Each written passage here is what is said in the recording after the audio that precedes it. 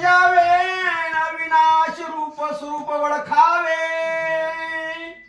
म्हणून सद्गुरुशी शरण जावे अनन्य भावे करुणिया।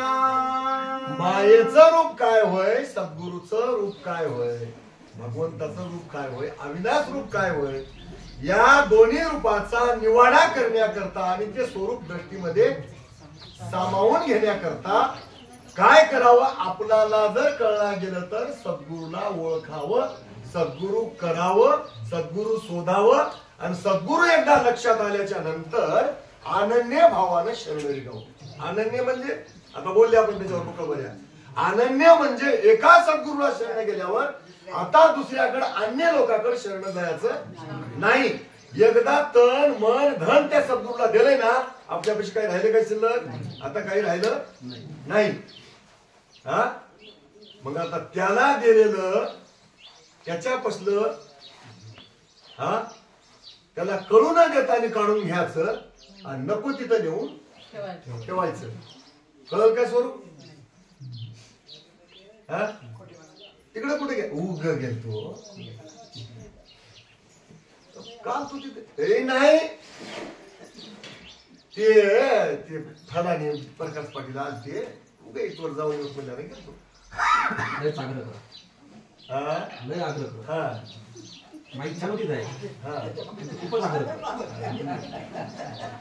नाही हो तिथं खव खव खव खव खव इस त्याचा दिगत करून ठेवलाय, करून ठेवलाय। जाऊ त्याच्यावर का पडे ना, मग कसं पोळलं तुझ्या अंगाला नाही कसलं राहते म्हणून बघावं म्हणतो। असं म्हणते काय? थांबा थांबा, जनरल विस्तू कळालाय की नाही? मग तसाच्या मायेचा अविद्येचा दैवतेचा खेळ या जीवाची या आयुष्याची राख रांगोळी करणारा खवखव विस्त्याचा ढिगच आहे। मग त्याला ओळखाव की नाही? आणि इकडं हे सद्गुरु दयेचा सागर आहे, कृपा सिंधू आहे। मग या दयेच्या सागराच्या या कृपा सिंधूच्या सनीत राहावं की नाही? म्हणलंय की नाही? त्या निजात्मबोधामध्ये जय जय सद्गुरु महामेरू बहुत जनाशी तुझा आधारू सुखे तरती भवसागरू तुझ्या कृपेने। सुखाने तरुण जातात म्हणलंय जीव, त्यानं कृपा केलं की। पण त्याच्या आधाराला राहावं की नाही त्याच्या अवतीभोवती? गुरु भक्तानं काय करा, सद्गुरूच्या अवतीभोवती राहावं। कसं राहावं? जशी माय आपल्या लेकराकडे ध्यान ठेवीत ठेवीत काम करते, आणि जशी घार आकाशामध्ये अन्नधान्य आणायला जाते परंतु लक्ष तिचं त्या पिल्यापाशी राहते, तसं आपण प्रपंचामध्ये राहावं पण आपलं लक्ष आपल्या सद्गुरूकडे त्या वचनाकडे राहावं। तेव्हा शब्द कळते, स्पर्श कळते, रूप कळते आणि आता गंधही कळते आणि रसही कळते। नाही तर तसा कळला म्हणाली चला माझे स्वरूपासी नाही मळण लागे माया विद्येचा विटाळ ते पद निश्चय स्वयं निराळ जाणती भक्तराज पूर्ण ज्ञानी। पहिल्या वयमध्ये म्हणलंय या धाव्या त्याच्या जय जय सद्गुरु निर्मळा ज्ञान विज्ञानातीत निराळा कोण जाणे तुझी खिळ निळा अनंत पवाडे बापा। आता देव स्वतः सांगालाय की माझं स्वरूप निर्मळ आहे। निर्मळ आहे म्हणजे कुठल्याही तत्वाचा, कुठल्याही गुणाचा, विश्वरूपाचा, चैतन्याचा कसल्याही प्रकारचा माझ्या स्वरूपाला मळ नाही। का नाही तर मी त्याच्यापेक्षा वेगळा हा, मी त्याच्यापेक्षा निराळा हा। आणि हे कोणाला कळते तर फक्त माझ्या भक्ताला कळते। हे लई तेच अवघड आहे। कालपासून हेच सांगायले महाराज, माझ्या भक्ताला कळते। कसं ओळखून बरं आपण? बोलायचं आता काही येडं वाकडं तुम्हाला जमत बोला, माझ्या भक्ताला कळते।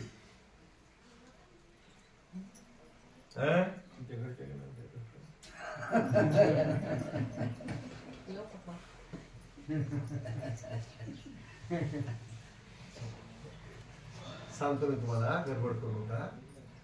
माझ्या भक्ताला कळते म्हणलंय तर ते माझे भक्त कोण होतं काय ना 16व्या अध्यायामध्ये ते 784 लोक होतं म्हणून सांगलंय त्यानं. ते कसे राहतात, कसे वागतात या जगात, त्याचा आचार काय, विचार काय, त्याची बोली काय, भाषा काय, राहणं काय, मग ते शहाणेपणा जिरवितात, दिशेपणा मिरवितात, सात्विक विचारानं राहतात. कोणते ते लोक. त्याच्या आधी सांगितलं विभूती योगामध्ये, ऐका तुम्ही आता, वृक्षामध्ये पिपळ, धातूत सुवर्ण, वस्त्रामध्ये पितांबर, पक्षात गरुड, नारीमध्ये सया, पतिव्रतेमध्ये अनुसया, तिथीवारामध्ये पौर्णिमा,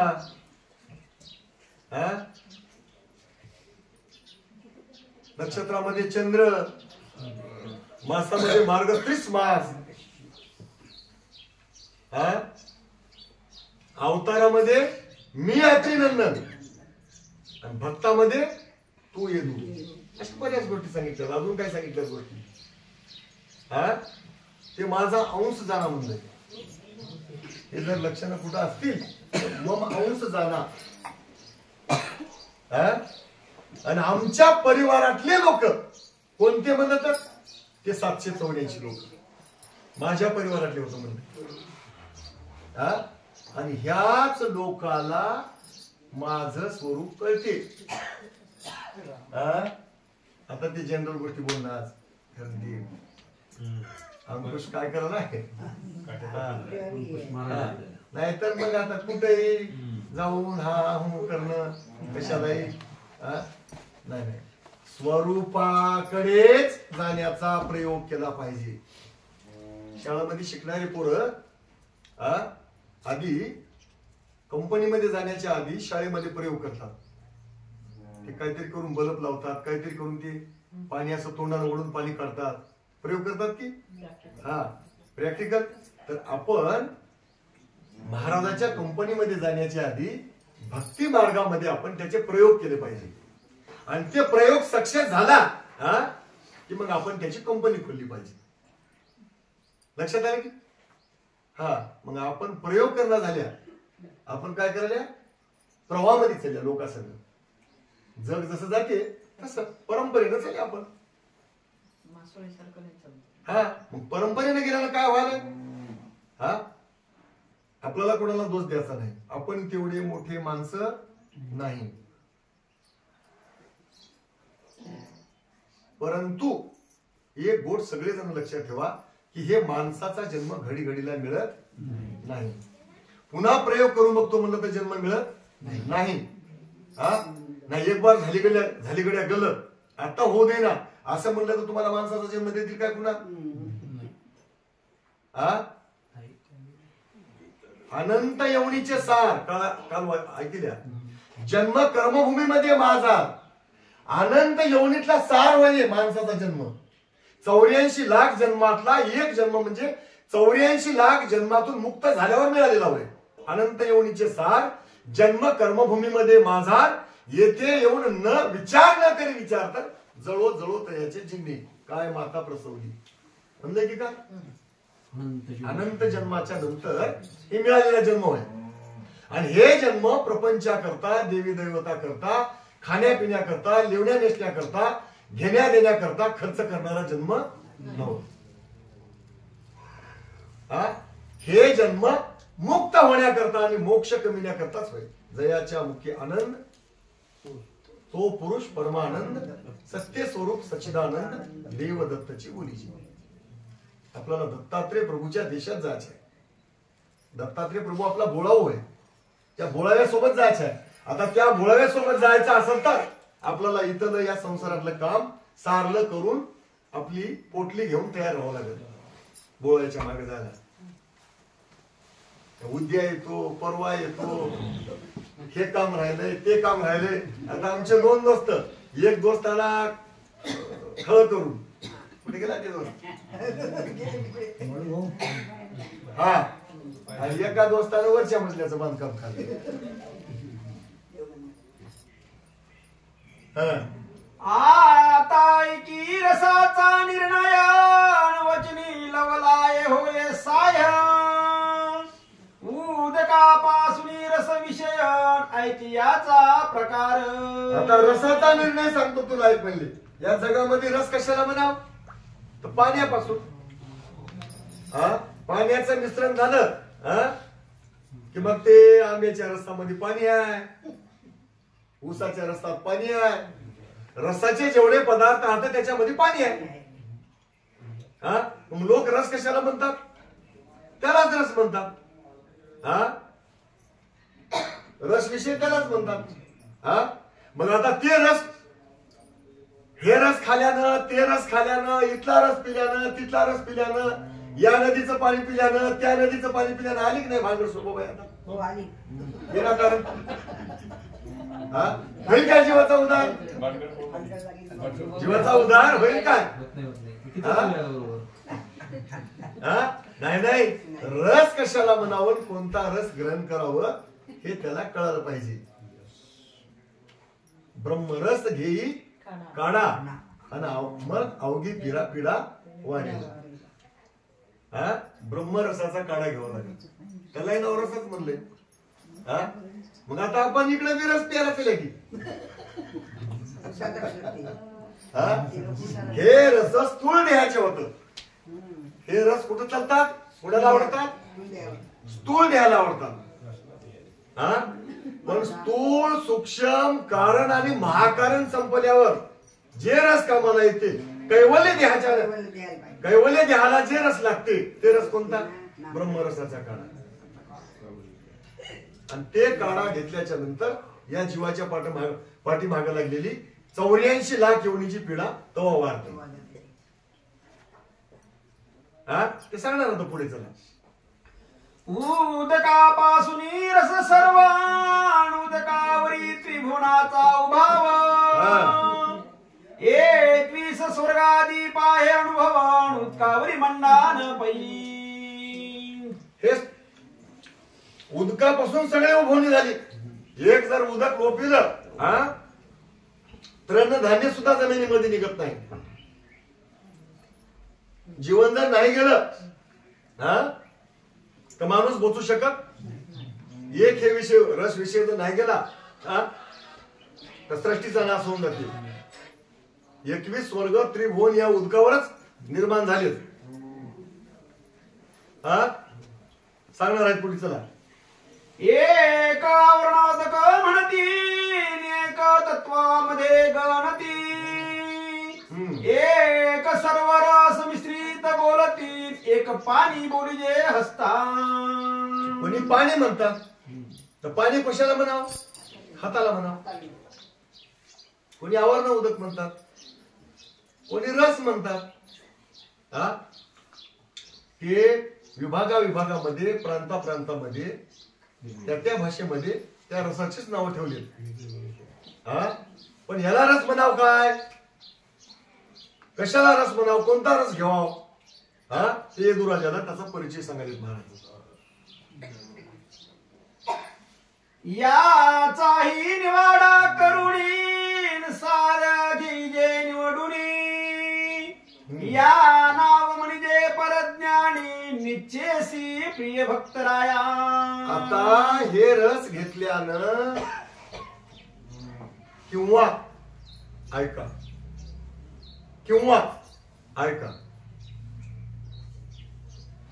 सावजीची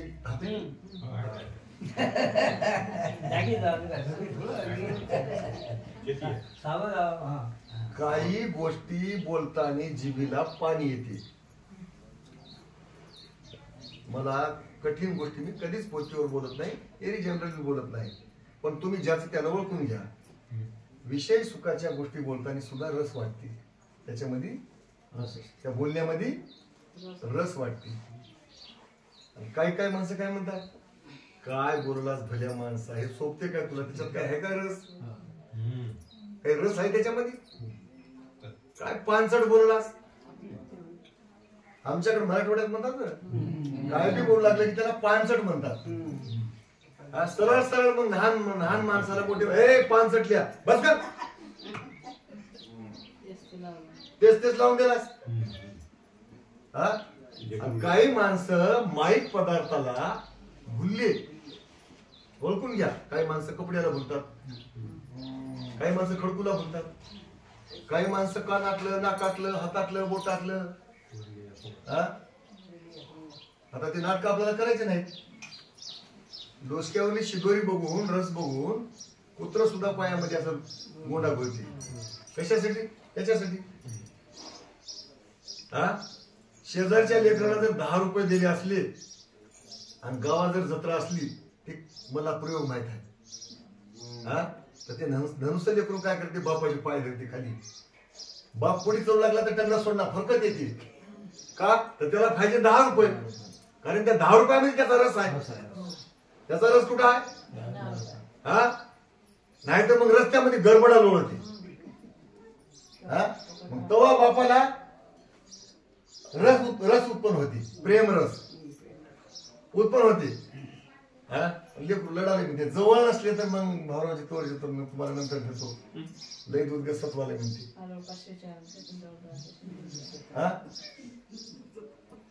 हे बी काय होय? रसच होय. काय की नाही नाही नाही नाही, रसातला रस जर ओळखायचा असेल तर ज्याच्यानं या जीवाला मुक्त होता येते, मोक्ष होता येते, आणि ज्याच्यानं जन्म मरणाच्या वेगळं होता येते, ते रस माझी कृपा झाल्यावर माझ्या भक्ताला कळते. नाहीतर रसामध्ये लोक लय अडकले, जग सगळं रसामध्ये अडकलंय. माझ्या ठिकाणी त्याचा प्रेम लागला पाहिजे, त्याला माझ्या स्वरूपाचं प्रेम उत्पन्न झालं पाहिजे, माझ्या भेटीचं प्रेम उत्पन्न झालं पाहिजे. आणि ते प्रेम उत्पन्न झाल्याच्या नंतर त्याच्या तोंडाला पाणी आलं पाहिजे. ते प्रेम रस होय. तेच म्हणले शोभाबाई, इथल्याच गोष्टी बोलाले. प्रेमानंदी प्रेम लागला, गेला द्वैत भाव, तेने महासुख झाले, उशिला आविदेचा ठाव, निजानंदी निज बोध, सदा सदा अनुभव, रंग रूप काय वर्णू, नाही जीवा शिवा नाव, आरती ओवाळी, जय जय आनंदा तुझ, आतर्क तर्क वेना, ब्रह्मादिका नवल चोज, आरती ओवाळी. चोज म्हणाले की नाही, चोज म्हणजे चव. ते चव, ते चोज, ते रस हरिहर ब्रह्मादिकाला माहित नाही, ते माझ्या भक्ताला कळते, माझी कृपा झाल्यावर कळते.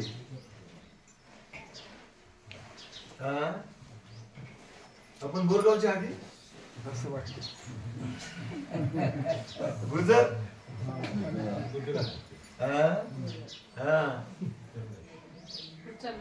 आपण मोकळे हा बाबा, कुठलं होईल काय नाही. भावरावजी म्हणतो तुम्ही होते वाटते. राग येते की आहे ना बापला राग. आणि एसटीतून उतरलं तेव्हा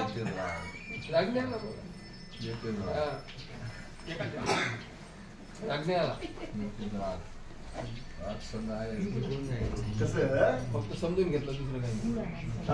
परिपूर्ण त्या मालकाच्या नामामध्ये, त्या मालकाच्या रूपामध्ये प्रेम भरीत झालं, तिथलं प्रेम उत्पन्न झालं. आणि माईक पदार्थावरचं प्रेम उठलं आणि तेच प्रेम जिकडं लागलं तिथे रस प्राप्त होते. असे सार विचारामध्ये त्या 16व्या अध्यायामध्ये 9 प्रकारचे रस सांगितले. आणि तिचा शब्द बोललाय, हा रस जयाने सेविला, तो मायामय तत्वासी मुकला. रस प्रकार होय. पृथ्वीचा विषय गंध आणि याचा सार ऐकी विषेद ज्यासी असे परबोधन तोची अनुभव जाणे. आता पहिल्याच्या वहीत काय सांगितलंय, हा रस कोणाला कळला त्यालाच परज्ञानी म्हणावं. राहिली होती सांगायची. तिच्या आधीची वाचवा बरं, तिच्या आधीची. याचाही निवाड करुणा सार घिजे निवडुनी या नाव म्हणजे परज्ञानी निश्चेसी प्रिय भक्तराया. या रसाचा निवाडा केला पाहिजे, या जगातल्या माईक पदार्थाचा रस घेतला पाहिजे, हा की अविनाश स्वरूपाचा रस घेतला पाहिजे. याचा निवाडा करून बाकीचा सगळा रस बाजूला करून त्याग करून हा भगवंताच्या प्राप्तीचा, त्याच्या नामाचा, त्याच्या रूपाचा ज्याला रस घेता आला त्यालाच परज्ञानी म्हणावं. दोन्ही करत असेल तरी त्याला परज्ञानी म्हणून. हा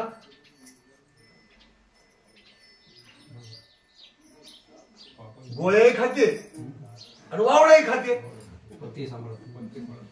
आणि पथ्य तर माहितच नाही. काय खाते? मेडिकल खाते,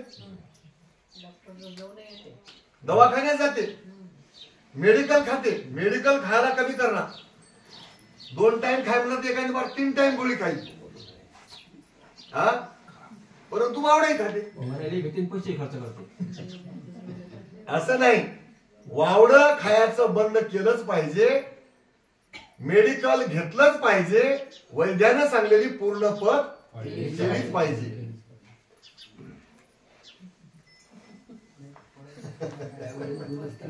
तर रोग दुरुस्त होईल.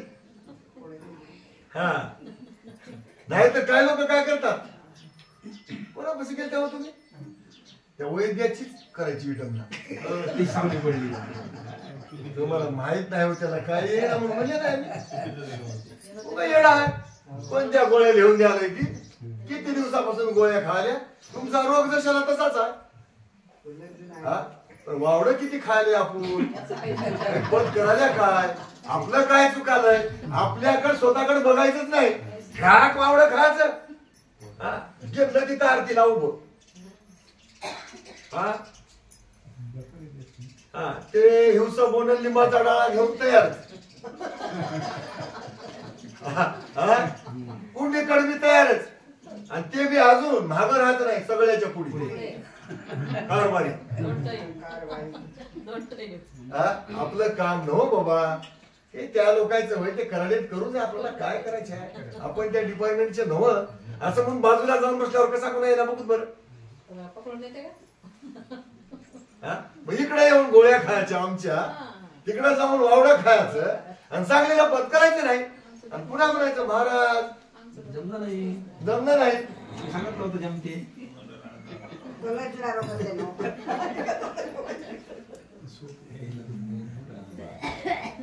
पृथ्वीचा विषय गंध आणि याचा सार ऐकी विषेद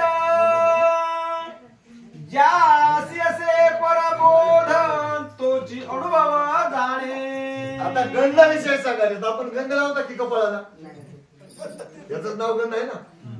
हा मग गंध लावला म्हणजे झालं काय, कळला का? हा नाही नाही, आपल्या जीवाचं कल्याण कशानं होते, कोण्या नामानं होते, कोण्या भक्तीनं होते, आणि काय केल्यानं होते याचा थोडा तरी आपल्याला गंध असावा. गंध लावायला हरकत नाही, गंध लावायला कोणाचा विरोध नाही. आपल्या जीवाचं नुकसान होऊन चाललंय, आपण अधोगतीला चल्या. विचार करा, कोटी धन खर्च केली क्षणभर आयुष्य मिळेना. ऐका, अवधूत म्हणे येदू सखया, हे वय न दिजे गावाया, कोटी कोटी धन खर्च केली क्षणभर आयुष्य मिळेना. कोटी धनाच्या बदल्यामध्ये एक क्षण आयुष्य मिळेना. असं जर असल आणि नुसतं चमड्याला गंध लावायचा, मग इथं लाव इथं लाव इथं लाव इथं लाव. काही लोक पाठीला लावतात, तिकडे काय आहे ती इथं आता गंधच गंध नुसता आणि गंध इतका गंध लावायचा ना, असा गंध लावायचा की जेणेकरून मुक्त होता आलं पाहिजे. तो गंध आपल्याला प्राप्त झाला पाहिजे आणि तो गंध आपल्याला लावता आला पाहिजे. आणि तो गंध जर काय असेल तर तो गंध परबोधाचा.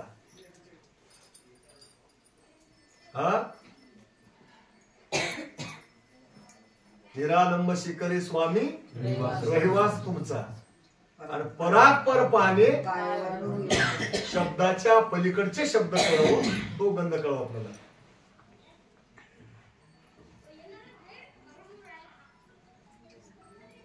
नाहीतर आपलं कसं करणं व्हायलंय, सहस्रष्टीचा विचार मजला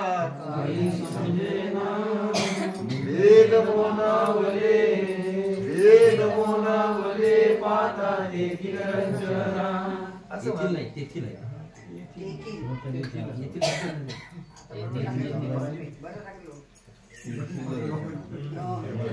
येथील बरोबर, येथील नाही, तेथीलच आहे. पहिले दिला ते शब्द. मला काय सांगलंय, मला काय सांगायचं होतं की बोध प्रबोध काळी चिन्मय ज्योती प्रकाश. असा बोध झाला पाहिजे.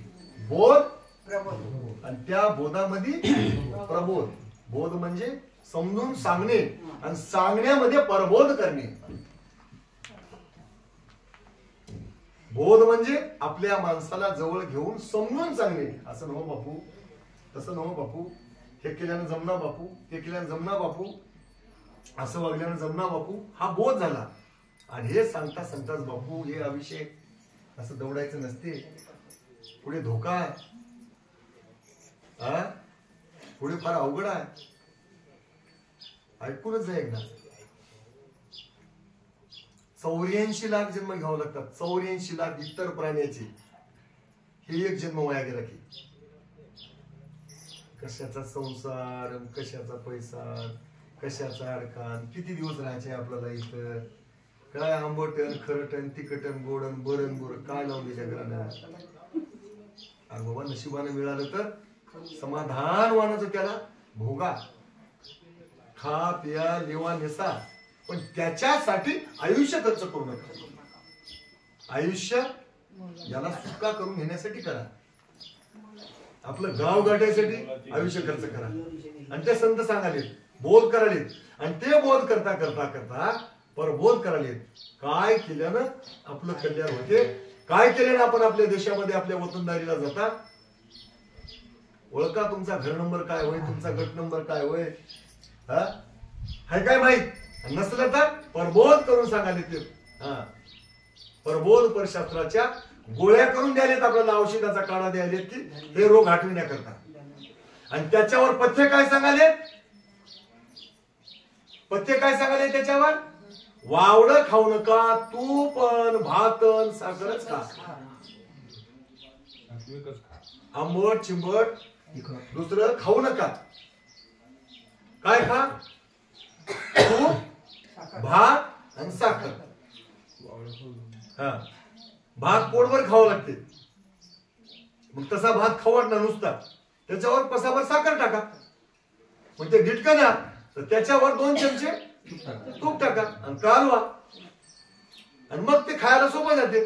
आणि मग अंगाला धष्टपुष्टपणा येते. ते पथ्य आहे. वावडं खाऊ नका, तूपन भात साखरच खा. म्हणजे काय खा, ज्ञान भक्ती वैराग्य खा, पथ्य पळा त्याच्यावर. आणि मग कसा रोग राहते बघू. असं म्हणून ते आपल्याला बोध आणि प्रबोध करायले, म्हणून तो वही सांगायचे. वाचवा मला, तिला अजून एक बार वाचवा त्याच वहीला. पृथ्वीचा विषय गंध आणि याचा सार विषेद, ज्यास असे परबोध तोची अनुभव जाणे. हे परबोध, आणि ज्याला हे परबोध झालाय, ज्याला पथ्य कळाले, त्यालाच ते गंध कळाला. गंध विषयी त्याला कळाला. मग त्यानं गंध लावला तरी जमते सावजी पाट महाराज, आणि गंध लावला गेला तरी चालते. गंध लावलाच पाहिजे असं काही नाही, आणि लावला म्हणून काही दोष लागत. लावला म्हणून काही दोष लागत नाही, आणि लावला गेला आणि याला काहीच गंध नाही की असं कोणी म्हणाले काय, आणि म्हणलं तरी काय फरक पडते काय? लावलं तरी चमडेलच नाही हो. आता तुमच्या घरामध्ये 1 किलो भर सोना आणि बँकेमध्ये 2 कोटी रुपये आहेत, आणि तुम्ही फाटके कपडे घेऊन गावात गेल्या. मग म्हणलं एखाद्यानं निघाला किती वळ काय चेट हात केलाय असं म्हणलं तर काय तुमच्या बँकेतलं बॅलन्स सोडायला काय? घरातलं सोनं गेलं तुमचं, तुम्हाला माहित आहे की नाही आपल्यापाशी काय आहे ते. लोकांना फाटकं म्हणजे काय बिघडलं तुम्हाला? तसंच होय. त्याला गंध नाही म्हणत तर तुम्हाला काय करायचं? आपल्याला किती गंध लागला हे आपल्याला माहित आहे की, पण गंध असावं. घरात काहीच नाही लावला गंध असं म्हणायचं आहे मला. घरामध्ये काहीच नाही, बाहेरून उधारी आल्याशिवाय चूल पेटायची जोड नाही, आणि लावला गंध. काय करेल गंध? किती बऱ्या बोलावं आपण ते की बाई म्हणजे म्हण माझ्या भावाच्या वाड्याला सोन्याचं कुलूप, आणि भावाच्या घराला आहे झोपाटा. मी वजनामध्ये सांगत गेलो बघा तेव्हा. एका बाईचा भाऊ झाला म्हणा कलेक्टर, एका बाईचा भाऊ झाला कलेक्टर. मग त्याला आता लाल दिव्याची गाडी घेऊन फिरू लागला, तेव्हा विमानाने जाऊ लागला. मग ते बाई आपल्या भावाचा मोठेपणा सांगू लागली अशा म्हातारी कशी. माझा भाऊ काल अकोल्याला गेला, मग दुसऱ्या दिवशी त्याचा अमरावतीला दौरा आहे, मागून वर्ध्याला आहे, त्याचं मोठं ऑफिस नागपूरला आहे, मग मुंबईला झालं की विमानानं जाते. हिचा आला जीव चिरड्या, आणि हिचा भाऊ एका बैलाची गाडी आणते इकडं. एका बैलाची गाडी माहिती तुम्हाला, ते पोते टाकावं लागतात. हिला राग आला नाही म्हणजे तेरा भाई जिधर जिधर गया मेरा भाई उधर उधर गया. कुठे गेला? एका बैलाची गाडी काय जाते कोण्या प्रत्येक जिल्ह्यामध्ये, तुझ्या गलीत जाते. तसं भाई हो, या पूर्ण ज्ञान असलेल्या परबोध असलेल्या लोकांची बी भक्तीच होय, लोकांची बी भक्तीच होय. आणि कुठे जाऊन काय बी करीत बसतात त्याची बी भक्तीच होय. मग आता आपण सांगायला गेलं की असला गंध राहते, असला रस राहते, असला रूप राहते, असला विषय राहते, म्हणलं इकडून हे चिरडे येतात म्हणतात तेरा भाई जिधर जिधर गया मेरा भाई उधर उधर गया. तू भजन म्हणतो तर मी म्हणतो, तू देव करतो मी करतो, करीत बसा. एका बैलाची गाडी घेऊन किती जण करीत बसल्या.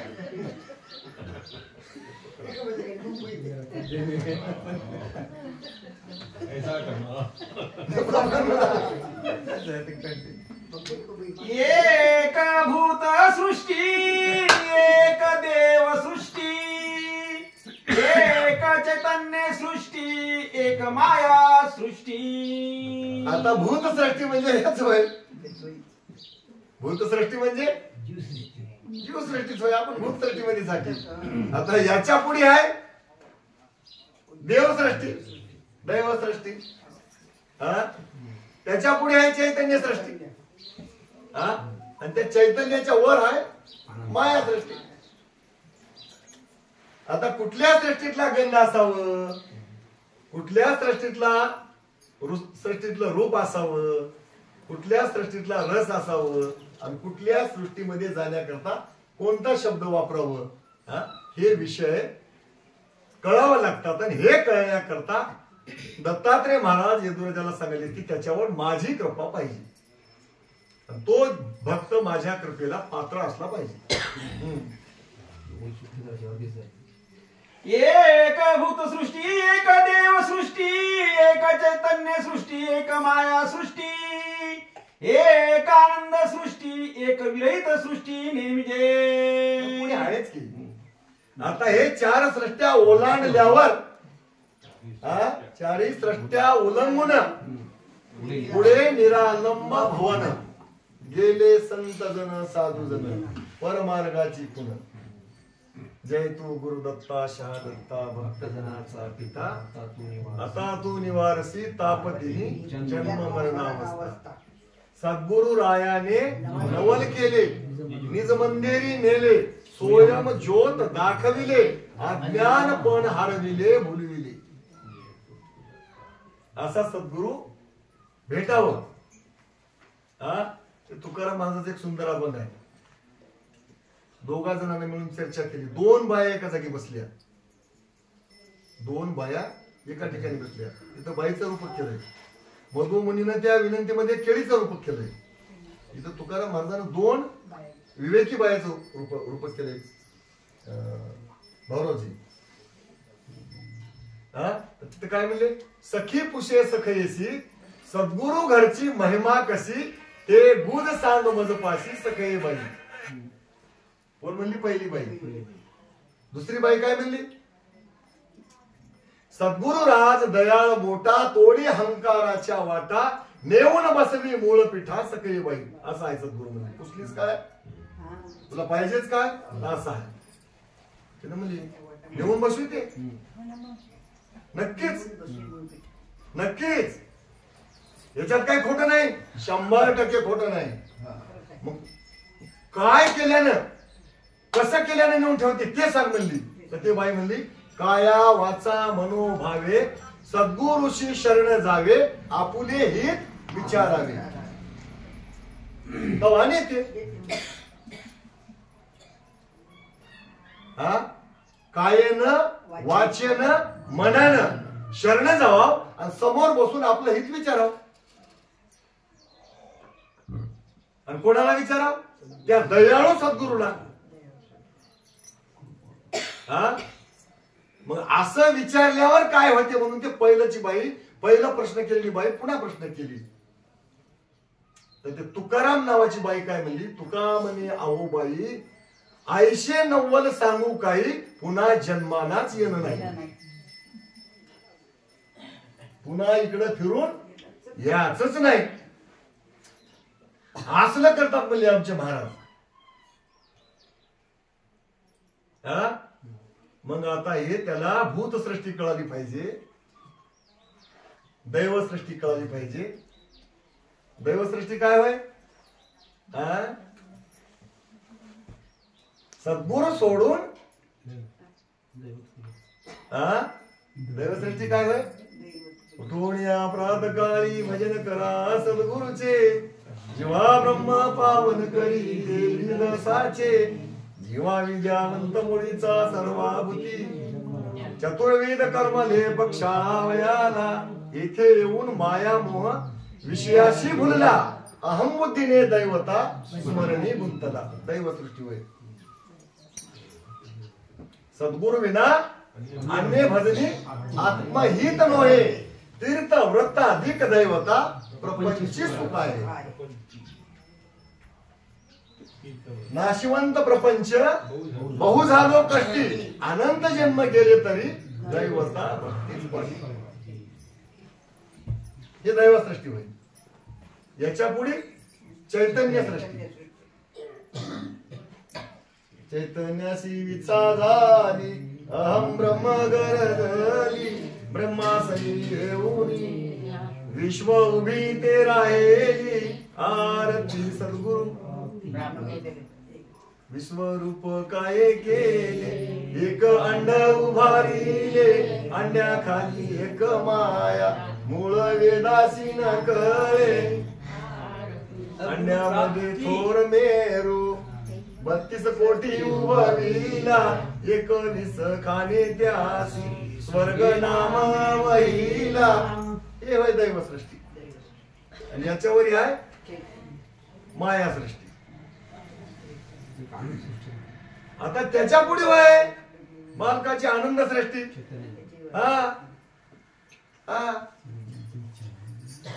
आणि त्याच्या पलीकडे आहे मग शून्य निर्शून्याच्या पलीकडे असा एक देश.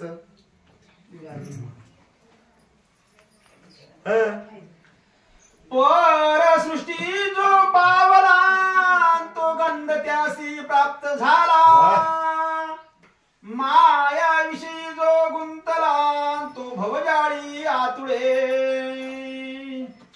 परसृष्टीवर गेल्यावर परसृष्टीचा गंध लागते. हा सांगू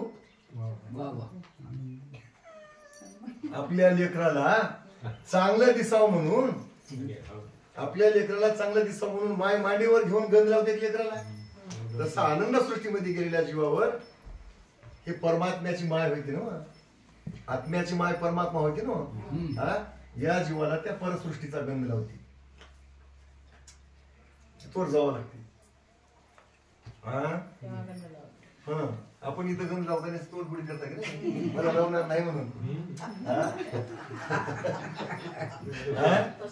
तिथं जाऊन तोडपुडी करावं लागते.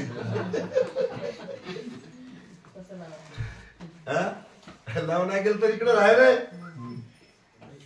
नाही नाही लागतेच. तिथं जायलाच होईना आणि गेलेला गंध बिगर गंधाचा जाते काय तिथं. त्या आनंद सृष्टीमध्ये गेल्यावर, त्या आनंदाच्या डोहामध्ये गेल्यावर, आनंदाचा संघर्ष झाल्यावर, मोक्ष सिद्धांतातली वही ऐका आता तुम्ही. आनंदाशी आनंद घोटी आणि तेथे पडे प्रेमाची मिट्टी, मुख्यानं मुख्याच्या गोष्टी वावग्या काय बोलावं.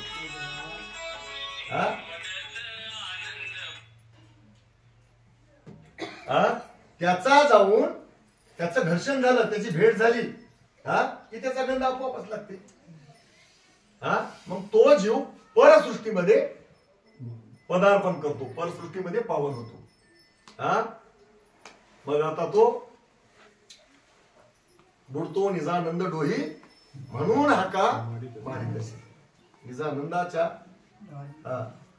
त्यानं म्हणावं आनंद सागरी आहे माझा गुरु, त्याचे चरण धरू. त्यानं म्हणाव चरण धरिता ब्रह्मना त्याने माझा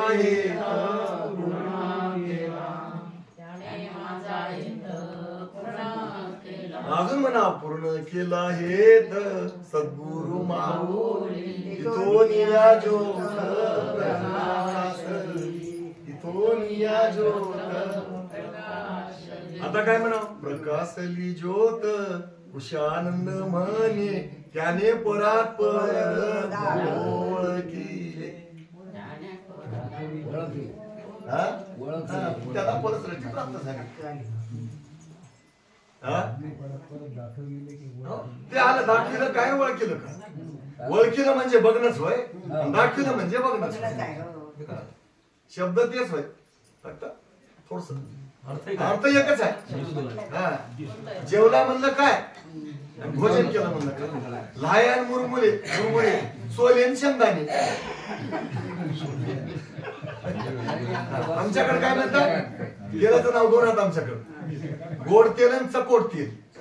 चकोट तेल म्हणतात का तुमच्याकडे? आमच्याकडे भाजीच्या तेलाला चकोट तेल म्हणतात, त्यालाच गोड तेल म्हणतात. हे सांगतले महद्भूत विषय सारा सार शोधून पाये, जरी ज्ञान सृष्टीचा प्रकाश होय तरी त्यासी उजेड. आता हे सार कशाला म्हणाव, आसार कशाला म्हणाव, तुला यदुराजा कधीच कोणाला सांगला नाही तो विषय, कधीच कोणा ऐकला नाही ते विषय. तू लई जीवाचा जीवलग होस, लाडका होस. सम्राट राज्यपद, चक्रवर्ती राज्यपद सोडून तू आमच्या नादाला लागलास म्हणून तुला या सगळ्या गोष्टी सांगितल्या. आणि या गोष्टीचं जर ज्ञान प्राप्त झालं तर त्याच्या दिमागामध्ये पूर्ण प्रकाश पडते. मग आता तिथं अज्ञान, अंधार, कल्पांती तिथं वास करत आहे. मग तो झाला अजरामर.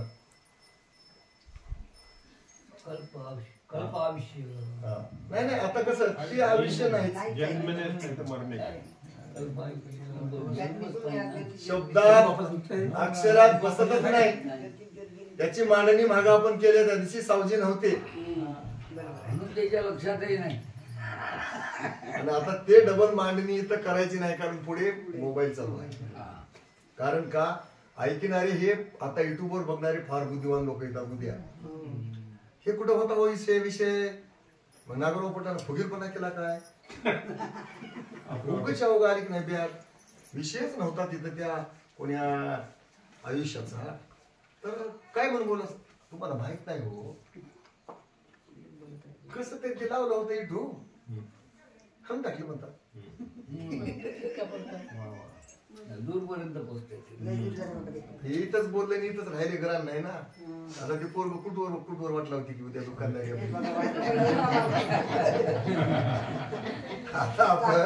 आता आपण त्या कॅमेऱ्यामध्ये कॅच आहोत, आपण कॅच मध्ये आहोत आता. अधिक अनुभव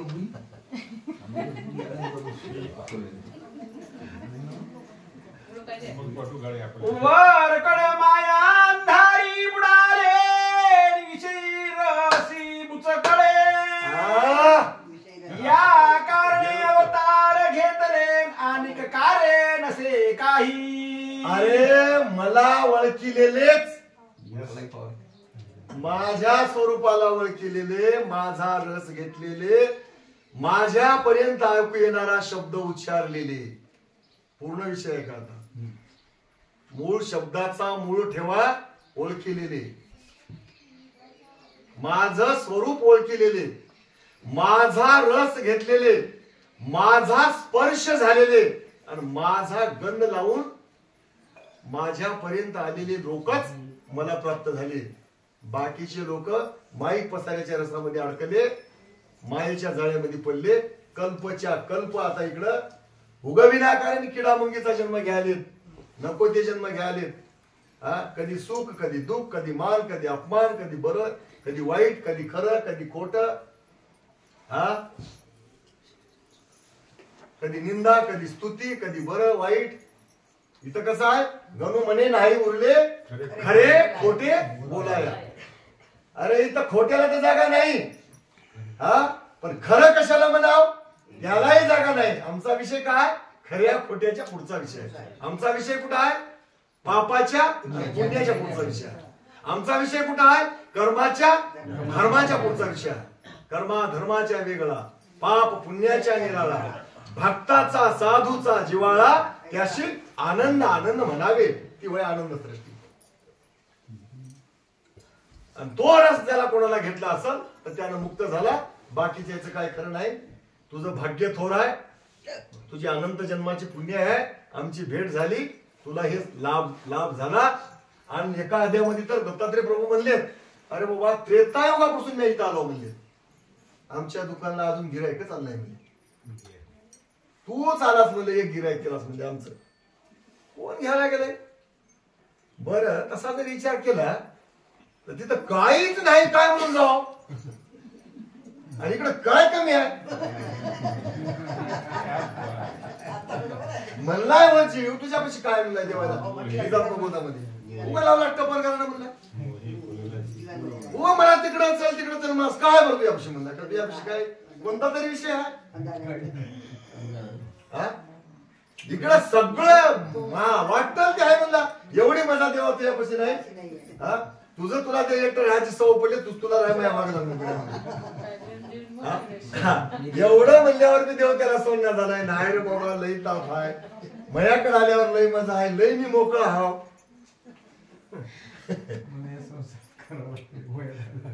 चला याचाही उत्तम गुण घ्यावा आणि याचा सारा सार अनुभवावा.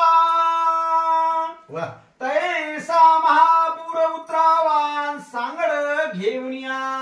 अरे बाबा म्हणलं हे कसं करावं येतं, याच्यासाठी हे प्राप्त होण्यासाठी याचा उत्तम गुण घ्यावा. आणि हे प्राप्त करण्याकरता सार काय होय, आसार काय होय, याचं मंथन करावं. जशी ते विवेकी बाई, बसा बाई बसा, समोर येऊ द्या पाहिजे पुढे पुढे हाय नाही का जागा.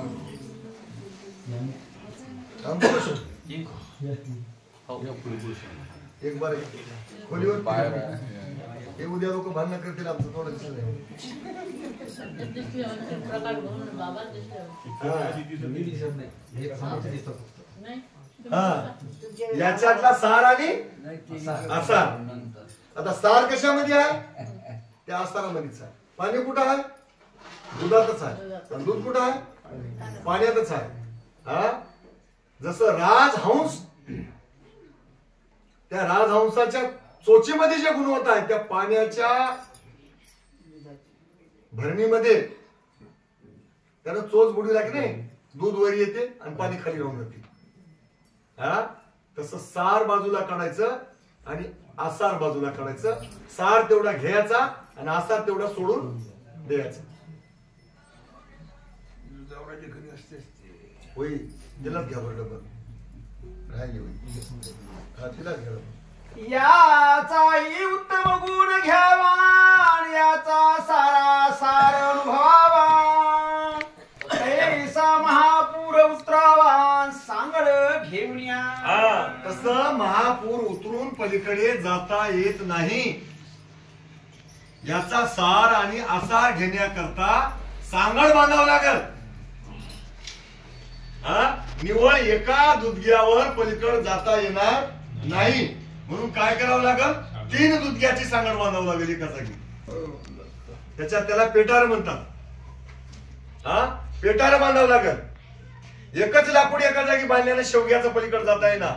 हा, मग 2-4 लाकडं एका जागी बांधावं लागेल आणि त्याच्यावर बसून पलीकड जावं लागेल. तर कोणती सांगड बांधायची? ज्ञान, भक्ती, वैराग्य आणि नाम. धर्म, अर्थ, काम आणि मग मोक्ष. याची सांगड बांधावं लागेल. आणि याची सांगड बांधून सार आसार निवडून काय करावं लागेल? या माया नदीचा अद्भुत पूर, रात्रंदिवस बिगर पावसाचा, बिगर पाण्याचा नदी दिसणार. हा, आणि पाणी तर भयंकर. हा, आणि अब्जावधीक जीव त्या नदीमध्ये, त्या पुरामध्ये पडून वाहत चालेल. म्हणजे कोणाला कळते? हे ज्ञानवंताला, गुणवंताला कळते. कृपेला पात्र झालेल्या जीवावर कळते. मग याच्याकरता काय करावं लागल? सांगड बांधावं लागल. आणि सांगड बांधून या नदीच्या पलीकड आपल्या देशामध्ये जावं लागल. असं यदुराजाला इतका विवेक दत्तात्रय प्रभू नाना प्रकारचा जसा विवेकी बाप, हा, आपल्या लेकराचा संसार सुखाचा व्हावा म्हणून हा त्याला 1 तास करून दाखवते. त्याला प्रत्येक प्रक्रिया करून दाखवते. काय करते? त्याला तिथलं प्रवीण करून सोडते. तसा यदुराजाला दत्तात्रय प्रभू प्रत्येक गोष्ट, प्रत्येक विषय, हा, प्रत्येक प्रकरण समजू सांगून त्याचा एकच उद्देश आहे की यदुराजा पुन्हा धोक्याच्या पातळीला गेला नाही पाहिजे. आता आलाय ना आमच्याकडे एकदा, हा, तर तो आमच्या सारखाच झाला पाहिजे. जैसी उतरता महासरितान, सांगड बांधे त्वरित. जैसे सद्गुरु नाम समर्थन, सांगड स्थूळ देहाची. आता पाण्यातून जाण्याकरता जशी दुधग्याची म्हणा, त्या शेवग्याच्या लाकडाची मला सांगड बांधावं लागते की नाही? भोपळे असतात. भोपळे. त्या भोपळ्याला आम्ही दुधगे म्हणतात. संबंध नाही. मी मराठवाड्यात नाव, सगळे विदर्भातल्या ती सांगड. हा, मग आता या माया नदीतून पलीकडे जाण्याकरता कोणती सांगड बांधायची बाबा? हा, तर त्या दयाळू कृपाळू सद्गुरूने दिलेल्या नामाची सांगड बांधायची.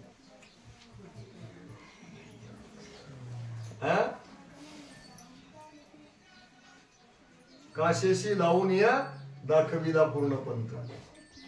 ते कासाला लावतात.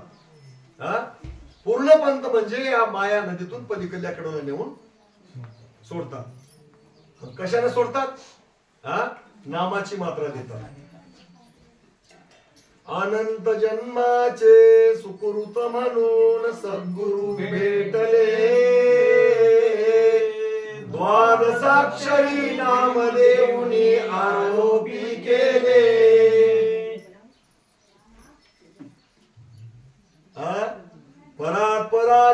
कृपेने माझा मीच निरंजन अग्नी संगे कापूर झाला जैसा निर्वाण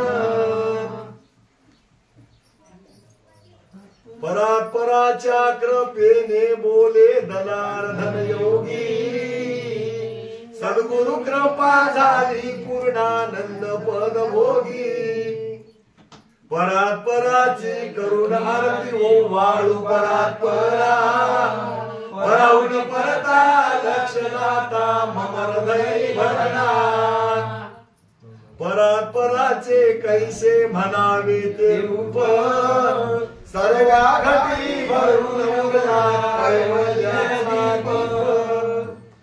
रूप पाहता तेच काय सोडतात एकच काय सोडतात स्वरूप पाहता आरूप तेथे दृष्टी पुरेना पूर्ण जीवनानंद कंदा शरण जावे परात्परा ज्ञानाला काय ना पाठ करायसाठी काढून द्यायचं नाहीतरी बरी वय हुशारी लक्षात येणे आले ना डवचून सोडायचं पलीकडल्या माणसाला नकर डवचिले की त्याला तर तेच स्वभाव आहे आरोप आहे ते आता ते स्वरूप दृष्टीमध्ये बसविण्याकरता त्याला सांगड बांधावं लागेल नदीच्या पलीकडे जावं लागेल पार उतरून पलीकडे जावं लागेल पार उतरून पलीकडे गेल्याच्या नंतर मग त्याला कळल की इकडचा देश कसा होता आणि इकडचा देश कसा आहे आणि मधून येण्याकरता नदी किती अवघड आहे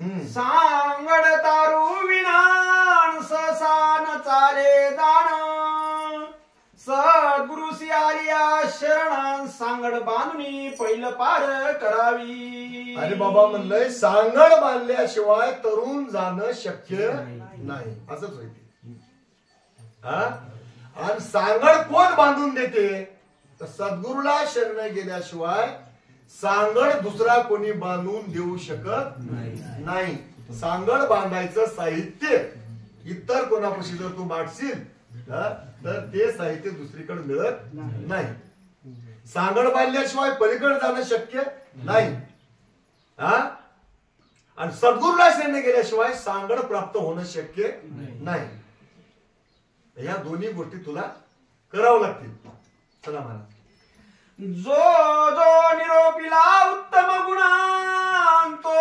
अनुभवी स्थूळ देही दान स्थूळ देही सांगड परिपूर्ण भक्त राज पहिलं तिर पावती तू असं काही समजू नको म्हणलंय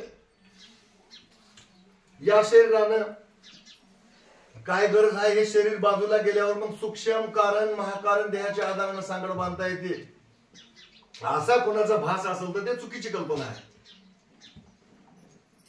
या स्थूल देहाचा आधारच घेऊन या हाडाचा मांसाचा रक्ताचा त्वचेचा रोमाचा आधार घेऊन पुन्हा दिवस या पुन्हा तुका लाळ हे काय म्हणले की नाही श्वेनीत रेत हे सगळं याच्याच कामाला लावावं लागेल या सांगड बांधायच्याच कामाला लावावं लागेल लक्षात आलं की पुन्हा तहान लागली तर याच्यासाठीच लागाव भूक लागली तर याच्यासाठीच लागाव आळस आला तर याच काम करून करून थकवा यावं स्थूल याची सांगड बांधायची लक्षात आलं की शुद्धा त्रस्या आळस निद्रा हे सगळे इथंच आले पाहिजे शब्द स्पर्श रूप रस आणि गंध हे पूर्ण स्थूल देहाची सांगड सद्गुरूच्या पायावर शरण जाऊनच बांधता आली पाहिजे स्थूल देहालाच इथं समर्पित केलं पाहिजे एक स्थूल देह इथं सद्गुरूपाशी ठेवला की आता सोपं करून सांगतो तुम्हाला स्थूल आला की सूक्ष्म आपोआपच येते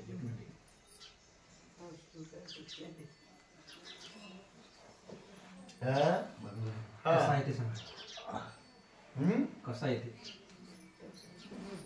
अहो एक मन गेलं की 10 इंद्रिय आपोआप येतात की नाही? हा मला माहित नाही, आपण विचारलं. एक मन गेलं की 10 इंद्रिय आपोआप येतात. तसं स्थूल देह आला की या स्थूल देहाला सोडून सूक्ष्म देह आहे का? सूक्ष्माला सोडून कारण आहे का? कारणाला सोडून महाकारण आहे का? आणि ज्याने 4 अर्पण केलंय त्यानं कैवल्यच आहे. पुढे केवळ आहे का? तर त्याच्या पुढे देह येत नाही दुसरा. केवळ म्हणजे कैवल्य.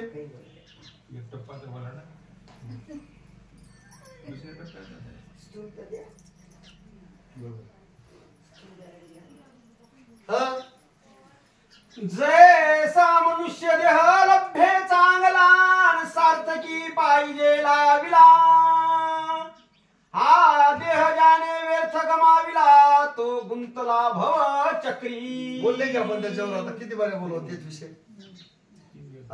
हा उत्तम देह आहे. या देहाचा एक प्रकार सांगितलाय, उत्तम म्हणून भोगावे तरी मोक्ष सुखाशी नागवावे, वाईट म्हणून त्यागावे तरी अंती जावी नरकाशी. ठेस लागली आणि त्याला जर पट्टी बांधणं गेलं, त्याला बिबा लावणं गेलं की किडे पडतात. शुगर झाली की मग ते बोटाचं दुःख पायाला येते. पण बोटाला झाले तेव्हा बोट कापलं ते एक बार बरं, मागून पाय कापवलं. पायाला बी त्याला काही औषध घेणं गेला, त्याला नीट करणं गेला तर मग येते वरी मांडीला, मांडीतून कापावं. हा आणि ते जर मग वरी चालला हा तर काहीच कापायचं ना, घरातून काढवलं काहीच कापायचं ना. मग मागून मग नाकाला पदर. घरचेच माणसं आपतर टाका, वास येऊ नये म्हणून लवकर उचला. आपण तसल्या जनरल गोष्टी बोलू नये आपण. त्याच्या करता हे स्थूळ होय की ना, हे स्थूळच त्याच्या पायात नासकी वस्तू देऊन टाकायची त्या सद्गुरूला. आणि अमोल सुखाचा ठेवा त्याच्याकडून मागून घ्यायचा. ही खरी कमाल आहे. आता आपलं कसं झालंय, या नाशिवंतावरच आपल्याला प्रेम झालंय. त्याला त्याचे धोकेच आपल्याला माहित नाहीत आणि त्याचे परिणामच आपल्याला माहित नाहीत. ह्या नासक्या वस्तूला सजविण्याकरता, या नासक्या वस्तूचा लाड पुरविण्याकरता आपण अनंत जन्माचं दुःख आपल्या वाट्याला नाही. यालाच देऊन टाकायचं त्या गुरु महाराजच्या पदरात. कसलं होईन काय होईल म्हणा, का केलं की आम्हाला माहित नाही. हे कशाला आमच्या पदरात आणून टाकले म्हणा. अहो ते ज्ञानेश्वर महाराजाची घोंगडी वाचवा तुम्ही. त्या श्रीकृष्णाला म्हणलाय ज्ञानेश्वर, का बाबा तुझी घोंगडी चांगली रे आणि आम्हाला काय दिली वांगुली रे. तुझी म्हणजे शुद्ध सत्व गुणाची आणि आम्हाला दिलास 5 तत्वाची. लबाडी केलास म्हणाय त्यानं. मग काय म्हणाय त्या बोलण्याच्या उद्देश, त्याचा उद्देश काय नाही हे आम्हाला जमणार, तुझी दे. असली लबाडी आम्ही चालू देत नाही. हे मी ठेवून घेणार नाही. हिच्यात धोके दिसाले, तू पांघरतोस ती आम्हाला दे.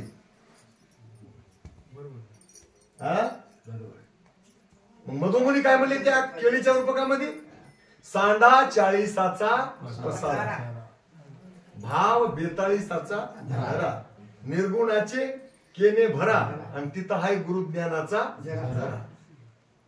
त्या झऱ्याचं पाणी पाजवा म्हणलंय आम्हाला. इकडं पाजू नका म्हणलंय कुठलं. कांतची वाट पाहे जातक पक्षी तो गगनिया, भूमीचे जलशेविना किमपीही मेघाचे वाचूनिया. त्यासाठीच घन वर्षला आल्हादला पाहुनी म्हणी, करुणामी तुझ प्रार्थितो अवधूता, तैसे यावे. हे आपल्याला कळलं पाहिजे, ते म्हणलं पाहिजे. दुःखाची घडी कैसी जातशे युगाप्रमाणे मजाता, तुम्हा वाचून कोण रक्षील मज भवार नवी मुळता. जीवाचा निज सका निज सोयरा दुजा नाही लेदिनी, करुणानी तुझ प्राप्तो अवधूता. 1 घंटा योगासारखा चलाय म्हणलाय त्यांनी मला. आणि इथं योगाच्या योगाला निघून चले तरी मजाच वाटाली. काय अनुमान प्रमाण त्याला 1 घंटा दुःखाची घडी कशी जातशे युगाप्रमाणे मजा आता कळलंय त्याला. आणि इथं युगाच्या युगा निघून चले तरी बरंच वाटत त्या हिरीत पडलेल्या जावाय माईनं सांगलंय बसले तिथं बरं आहे म्हण बरं काय म्हणाले प्रकृती स्वभावे गोविला त्रिविध तापे तापला मोह साखळीने बांधला पाश पडला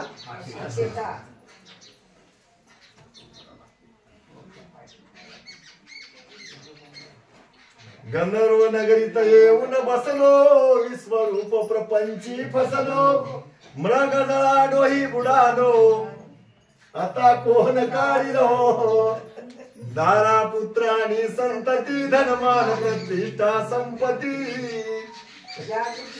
जागृती स्वप्ने आणि सुसुप्ती विमोग पंथी अडकलो प्रकृती स्वभावे गोविलो त्रिविध तापाने तापलो मोह साखळीने बांधलो पाश पडला असेचा ऐसे किती एक योग गेले माझे अनंत जन्म झाले जन्म मृत्यूच्या राठी बांधले आता कोण सोडिल हो म्हणून त्या कैवल्य नगरीचे निधान उतरले परनैवीचे साधन घेऊन मोक्ष मुक्तीचे उभा दिवस यांनी पर्वती सुटका करून घेण्यासाठी निज बीज अक्षर धराव कंठी पायी बळकट घाला मिट्टी जैसी गुळाची माकोडी होय मूळचा वतनदार त्याचा सांगितला विचार खुशाल गुरुच्या चरणावर दास मस्तक ठेवितो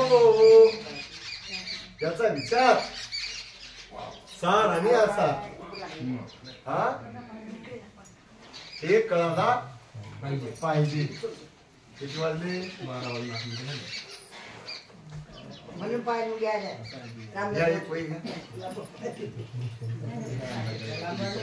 याचा उपाय करावया दाना युगायुगी घातले आसना परी कोणी भक्त नाही दान कैवल्य दान घ्यावया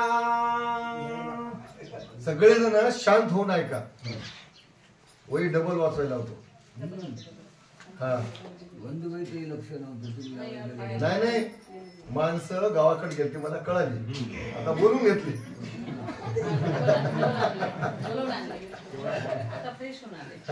याचा उपाय करावया जाण युगायुगी घातले आसना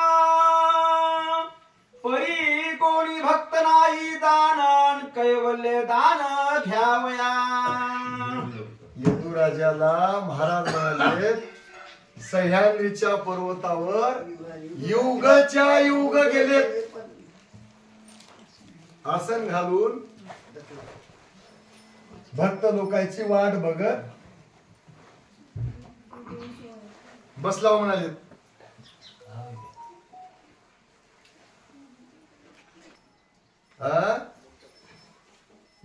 युगापासून आसन घालून बसला म्हणले पण तू आमच्या दुकानाला आता आलास आता पुढे कोण येतात की येणार आम्हाला माहित नाही पण तू येईपर्यंत आतापर्यंत भाग कोणी दुसरे गिरायक आमच्या दुकानाला या युगामध्ये आलं नाही म्हणले आणि मी काय देवा म्हणाला तर माझ्यापाशी मी समोरच्याचा स्थूळ घेतो सूक्ष्म घेतो कारण महाकारण घेतो आणि मी मजा बसलं जगात कोणापाशी नाही ते कैवल्य देतो पण या लोकांना स्थूळ देव वाटणा झाले नासका देह देऊन आज अंबर देह घेऊ वाटणा झालाय कमाल वाटली यदुराजा जगाची म्हणून यदुराजाला या जगाचं कौतुक सांगायला देव बाप म्हणते कधी कधी काय काय करून एवढं करून ठेवला हे पोरग म्हणतात हिंग असं करायला काय सांगावं म्हणते टेकून बोलते परेशान होते बापाचं एवढंच होतो पाटील मयाच हातावर एवढं झालं म्हणते याला काहीच करायची गरज नाही म्हणते आता उगा हाय ते जरी सांभाळला याला आगाव धंदे जर करण्यात गेला बाप म्हणते पोराला हाय ते तर तेवढं जरी सांभाळा तर याला काहीच कमी पडणार बघा म्हणते. पण याच्या कानात काय वारा भरलं की तिकडच चालू म्हणते. तिकडं काय ती काळी पाटी पांढरा अक्षर खडून काढलेलं.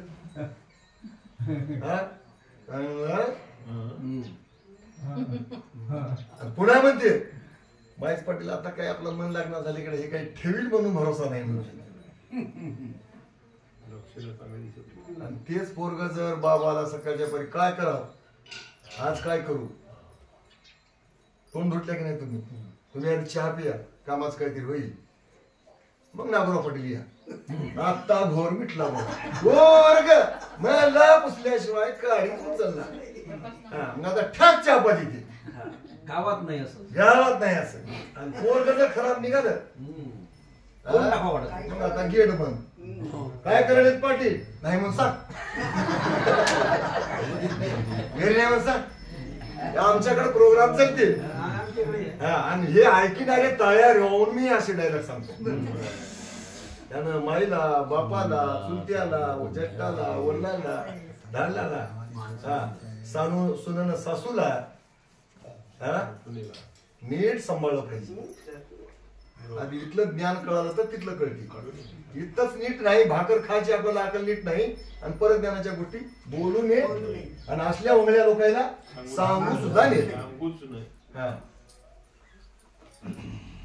कैवल्यदान ध्यावयासी नवतार घेतो परोपकारासी. वाह म्हणे धन्य धन्य तुझ्या पूर्वदासी ज्याच्या अंशी जन्मला. अरे म्हणलंय मला ओळखीलास तू मी कशासाठी आलो हे तुलाच कळलंय. फक्त मी कशासाठी आलो कैवल्य दान द्यावयासी अवतार घेतो परोपकारासी. नीट आहे का आपण माणसाच्या जन्माला आले की आपण परोपकाराचंच काम करायचं. जर खरे दत्तभक्त असेल तर फालतू कामं करायचे नाही. आपल्या वागण्यामुळं आपल्या बोलण्यामुळं अजिबात किंचित कोणाच्या केसाला धक्का लागणार नाही याची काळजी घेऊन जीवन जगा. आपल्या बघण्यामुळे समोरच्या माणसाचं मन दुःखी होऊ नये. तुम्हाला वाईट बघायची सवय समोरच्या माणसाला पटना ते म्हणून दाखवी ना पण त्याचं मन खिन्न होते. म्हणून दृष्टी पवित्र असावं वाचा पवित्र असावं श्रवण इंद्रिय कोणाचं वाईट ऐकायची सवय राहू नये आणि वाचन या जगाशी रसाळ बोलावे. आपली वृत्ती गंभीर राहावी. आपण कोणाचे कोण आहे ते अंतरी शोधून पाहावे. आनंदाचे नाम जपावे. सद्गुरुशी शरण जावे. बळकट बळकट आणि तरीच होईल शेवट. शेवट व्हायना तसा काय व्हायला म्हणून म्हणायचं ना.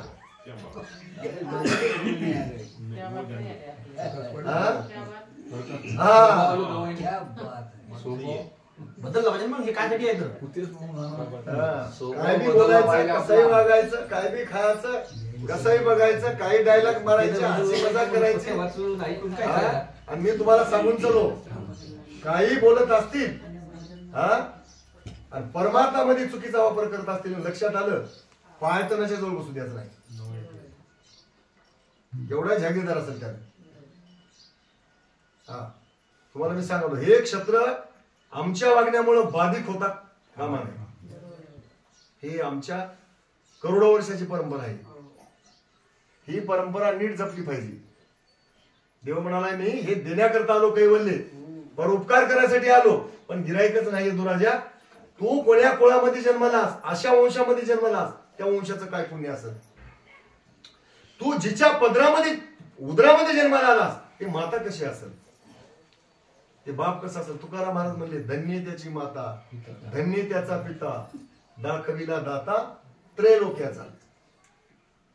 कन्या पुत्र होती जे सात्विक आणि तयाचा हरिक वाटे देवा. बापूजी पाटील म्हणले पित्तर उधरती पित्तर जय घोष करती निरंतर धन्य वंशी पुत्र कुळदीप. पूर्वी मरून गेलेले पित्र स्वर्गामध्ये अडकलेले ते उड्या मारतात म्हणा आमच्या घराण्यामध्ये फरण आलाय जन्माला म्हणून नाचतात म्हणा तिथं. नाहीतर वस बुडाल्यानं बरा होता की रे काय घराण्याची शान घातलास. हा? असं म्हणायची पाळी येऊ नये. चला. ज्याचा माझे वचनी दृढ भाव त्यासी सानिध्य देवादी देव निश्चय दानावा न संशय ठेवा शपथ माझी हेच तुला. प्रतिज्ञा. शपथ देतो. प्रतिज्ञा. देव शपथ घेऊन सांगलाय की माझ्या वचनावर ज्याचा दृढ विश्वास आहे, सगळ्या देवाच्या आधीचा मी देव अहो रात्र त्याच्या सोबत आहे. त्याला असं किंचित धक्का लागू देना. आणि तुला असं तसं सांगालो नाही, माझी स्वतःची शपथ घेऊन सांगालो नाही. आता त्याची शपथ पटना गेल्यावर कसं करावं. ठीक आहे, अलीगावच्या नागोरावची शपथ पटना तर पटना, दीड गुटलीचा नागोराव काय लागून गेला. हा, पण त्या मालकाची शपथ लक्षात येणार गेल्यावर त्याची पायरी भरली नव्हती नाही. आता वाचत वाचतच नाही. शपथ मोडली म्हणजे मग काहीच राहिलं नाही. हा, शपथ मोडल्यानंतर काय राहिलं. शपथ पाळणं सोपं नाही. उगा शपथ म्हणलं की शपथ म्हणजे जमला. हा, त्या शपथीमध्ये भार नाही आटी हाता. ते सांगितलंच पाहिजे. हा, त्यासाठी चला. यासी अंतर सहसा नाही भक्तराया तुची शोधुनी पाई. अभय वचनामुचे तेहीन आणिक काय बोलावे. माझं वचन होय तर काय होय. वचन म्हणजे काय होय. मी शब्द टाकला म्हणजे अभय होय, वरदान होय, वरद हस्त होय, वरद कर होय. दास चरणी शरण गेला वरद कर मस्तकी ठेविला. हरली भ्रांत प्रपंचाची आवड मूळपीठ राहण्याची. हा, अमृत पाजून या श्रवणी सहजची दृष्टी झाली म्हणून निज ध्यास निशिदिनी साक्षात्कार प्रत्यक्षिणी. भक्ती पावन पायाची ओवाळू जीव कायाची. हा, नाही तर उगं काय करायला गेलं तर गुरुविन सापडे ना सोय करिता नाना उपाय तरी ते असाध्याची होय सर्व साये गुरुराय. हा, सगळ्या प्रकारचं सहकार्य आहे म्हणजे माझी एका शक्तीत. त्याची भ्रांत जाते, त्याला डोळा उघडते, हा, त्याला आवड उपजते, हा, आणि त्याला मग आता आपल्या आयुष्याचं कल्याण करून घ्यावं वाटते. यावरी विनवी कर जोडून म्हणे सद्गुरु तुम्हासी काय हो उत्तीर्ण. सर्वस्वी आमचा अंगीकारी दानान हृदय सद्गतीत झाले. यदुराजा म्हणला आता तुम्हाला काय दोष देवा. शपथ घालून सांगायला कुठं. हा, भूत सृष्टी, दैव सृष्टी, माया सृष्टी, चैतन्य सृष्टी, आनंद सृष्टी आणि पर सृष्टी तिथं घेऊन जातो म्हणाले. कमाल वाटाली बाबा म्हणलं. कशासाठी एवढं करायला तुम्ही. हा, यदुराजा म्हणाला. आणि तुम्ही जर एवढं कसलीच अपेक्षा न करताना जर आमच्यासाठी एवढं करत असाल तर काय तुम्हाला उत्तीर्ण हो हेच मला कळणार झाले म्हणाले. हा, हे तुमचं कार्य, हे तुमचं कौतुक बघून माझं हृदय सद्गदित झालं. 8 प्रकारचा भाव माझ्या हृदयाच्या ठिकाणी साठवलाय म्हणून. काय बोलावं ते कळणार चालेल. हा, उठून बसावं की खाली बसावं हे कळणार चालेल. हा, तुमच्याकडे कसं बघावं हे कळणार झाले. अंगावर काटे झाले, वाचा बोबडी व्हायली, अष्टभाव दाटालीत म्हणलाय. काय करावं बाबा म्हणलंय. आता मलाच काय कळणार झाले म्हणून यदुराजा आता काय करायला. काही कळला गेलेल्या टाइमला एक लोकांना, बुद्धिमान लोकांना पर्याय निवडलाय. हा, मौन्य होऊन पायावर डोकं ठेवा, काहीच बोलू नये. आता मौन्य धारण करणे आणि पायावर मस्तक ठेवणे. हा, एवढाच एक पर्याय दिसायला बाबा म्हणाला यदुराजा. चला. बोलताना बोलवे वचनान पुन्हा पुन्हा चालले सुंदर. नेत्रा वाटे जळवाहे दानन द्राक्षाळीले. आता काय बोला, अशा प्रकारचा परोपकार, अशा प्रकारचा उपकार बोध शक्ती देवोनिया जीवासी अधिकार आत्मया उद्धरोनी त्यासी करसी पहिलं पार मायामळ क्षाळोनिया जीव केला शुभ्राकार जैसा होता तैसा केला हेच पर उपकार आरती गुरु पूजा जन्म मरण दूर करी ओझा अक्षय गुरु राजा अवतार जीव काजा आरती गुरु पूजा नाही परतून येण जीवा नित्य मुक्त झाला जीवाचे जीवन गेले शैव पदासी तो नेला स्वामी चौऱ्यांशी हिंडता श्रम मजला हो झाला दौलत भारती मनी पायी जागा ठेवा मजला आरती गुरु पूजा. परतून याचं कामच ठेवलं नाही, जीवदशा काढून टाकली. एवढा परोपकार केला. काय करावं बाबा म्हणला येदुराजा, डोळ्यावाट धारा लागल्या, पुन्हा पुन्हा हृदय संतरित होऊ लागलं. डोळ्याच्या पाण्यानं दत्तात्रय प्रभूच्या पायाचा अभिषेक केला. आता हे भाग्य कोणाला घडते, बोलायला जमणार झालंय तर कृतीत आणायला काय जमलं. आधी बोलायला तर शिकावं लागेल, कार्यकारण तर शिकावं लागेल ना. कार्य काय कारण काय.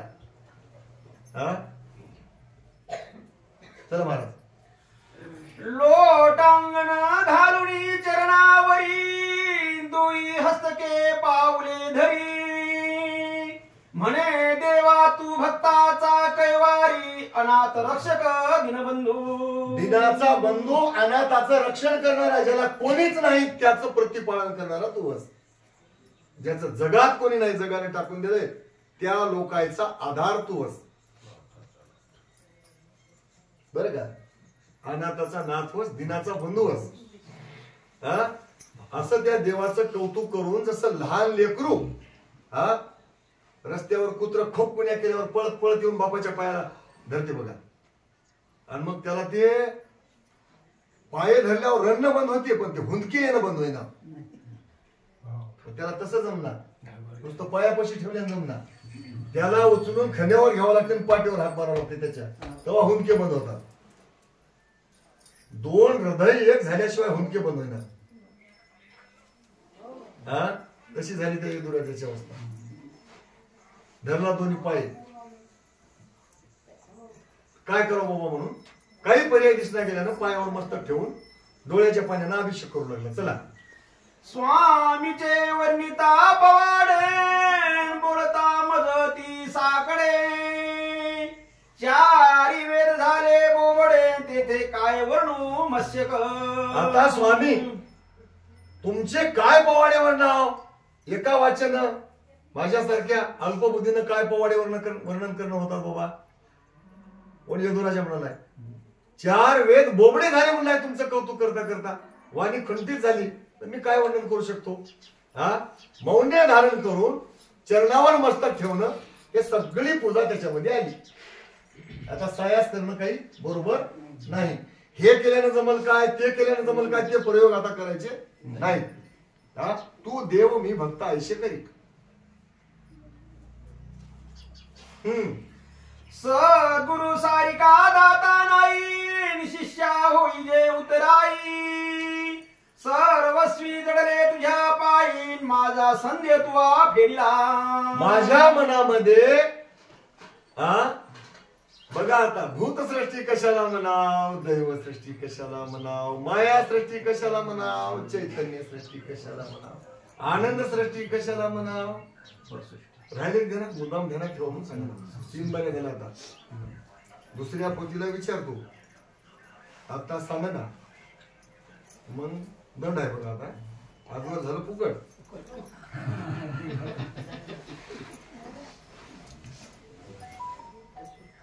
सांगा मला तुम्ही परसृष्टीपासून सांगाल्या. हा काय उपकाराची काय कमाल आहे बाबा म्हणले. आमच्या मनामध्ये संशय होता, कशाला म्हणतात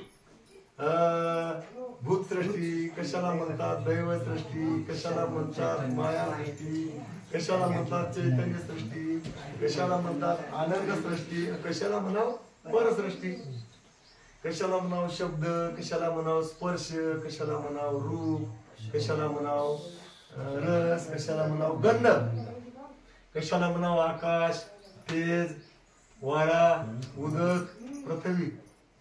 ते आधी सांगलं बरं. हा कशाला म्हणावं नाद, बिंदू, कला, ज्योती आणि मूळ माया. त्याचे विषय सगळंच आम्हाला सांगले आणि मनातला संशय काढून टाकल्या की परसृष्टी आनंद सृष्टी या सगळ्याच्या वेगळ्या आहे. या राहतात नाही, हे राहत आहे. याच्यात लिप्त नाही, अलिप्त आहे. याच्यामध्ये रहित नाही, विरहित आहे. हा आणि हे कोणाच्या लक्षात नाही, अलक्षात आहे. हे गोचरामध्ये नाही, अगोचर आहे. हे उपमेत नाही, अनुपम्य आहे. हा शब्दात नाही, शब्दातीत आहे. एवढं महाराज सांगितल्या तर काय उत्तीर्ण हो बाबा. असा यदुराजा निशब्द होऊन आता त्याला देवाच्या पुढे बोलायचं. विषयाचे राहिले निरूपण, ते संपूर्ण सांगावे कथना. जेने संदेह निरसन, कृपा किजे दिनावरी. आता विषयाचं जे निरूपण होतं भाग तुम्ही सांगू लागत्या, ते सांगताच राहिले असा माझ्या मनात संशय आलाय. म्हणाला त्यालाच माहित आहे काय सांगायचं राहिले की. आपल्याला माहित आहे का, आपण सांगू शकता का आता काय राहिले ते. हा मग आता 11 वाद्य आपण सुरू केल्यावर कळलं आपल्याला काय राहिले ते.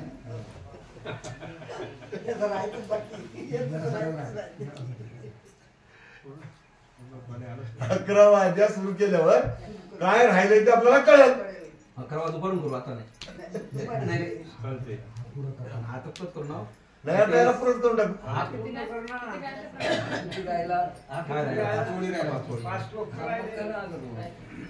तो बोले भव शोक हरण, शिष्याय की निरोपण. वासावे सावधान, एकाग्र मन करुण्या. हे भवशोक जे आहे, भवसागर जे आहे, आणि या भवशोकामध्ये, या भवसागराच्या शोकामध्ये जे अनंत जीव बुडून गेलेत की नाही, त्याचं हरण करणारा, त्याचा नाश करणारा जगद्गुरु दत्तात्रय प्रभू यदुराजाला काय सांगायले ते आहे का म्हणाले. चला पुढे आता. आशा मनशा तृष्ण कल्पना, 5वी जाणी जे वासना. हे मनाचे विषय भावना, हे प्रकार ऐकिजे. आता तू विचारलास की नाही ते तुला सांगणार आहोत म्हणले. आशा, मनशा, तृष्णा, कल्पना आणि इच्छा, वासना. वासना लई गमतीची आहे बरं. वाशा या वासना या 4 जणीची मालकीन होय. आणि वासना इतकी हुन्नरी आहे की तिनं मेल्यावर बी समजते ती. पुन्हा जन्माला आणायला घट्ट असते.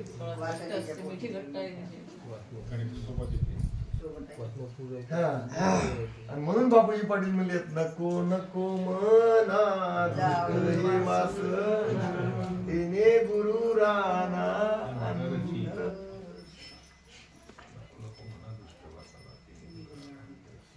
वासनेच्या संख्येत जन्म घेणे लागेल. ठरलेला आहे की त्याचा सिद्धांतच होय. पुढचं मागं आणलं. ऐसे बहुत वचन बोलावे,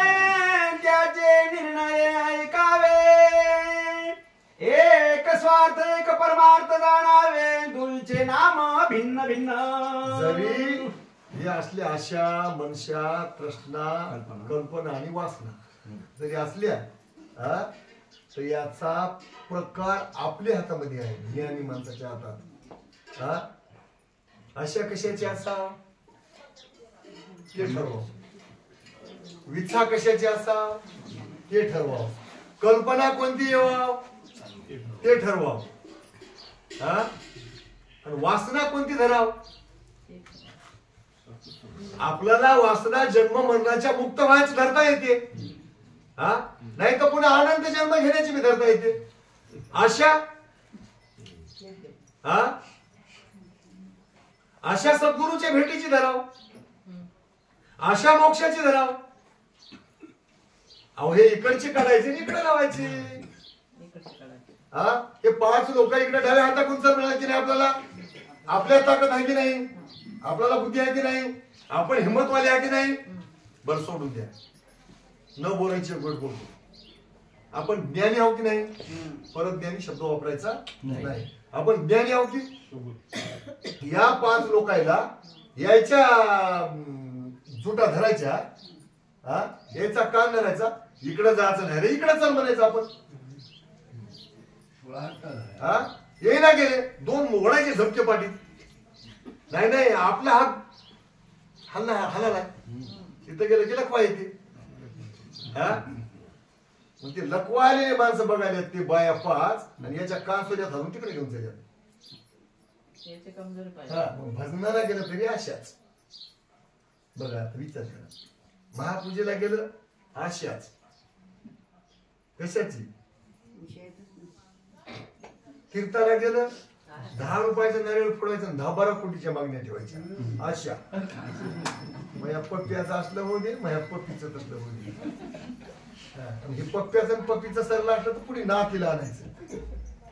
आता देवा एक आमच्या बाळूची पोरगी राहिली, मग तिला एक चांगलं घर मिळू दे म्हणा दोघ झालं. असं मला बाळू पटलं नाही. दुसऱ्या बारीने गेली की तिथे पोरगी झाली. देवमन पाटील म्हणा माझ्या पोरीचं लग्न होऊ द्या म्हणलं. कुठंच मागे राहत नाही ना म्हणलं, तर पोरीचं लग्न झालं. देव बी मोठा होणार आहे. काय नगर पासाबाऱ्या पोती झालं की नगर झालं उत्पन्नात वाढ. ही आपली पोटी मोठी खोडेल आहे, जिथं गेली तिथं काहीतरी देऊन टाकते. येते की आता पण वरचा मजला सुरू झाला. मला भीती वाटली, हे बाई जर पुढचा मजला बांधायला सुरू केलं तर पुढच्या वर्षी बोलते की नाही वाटत.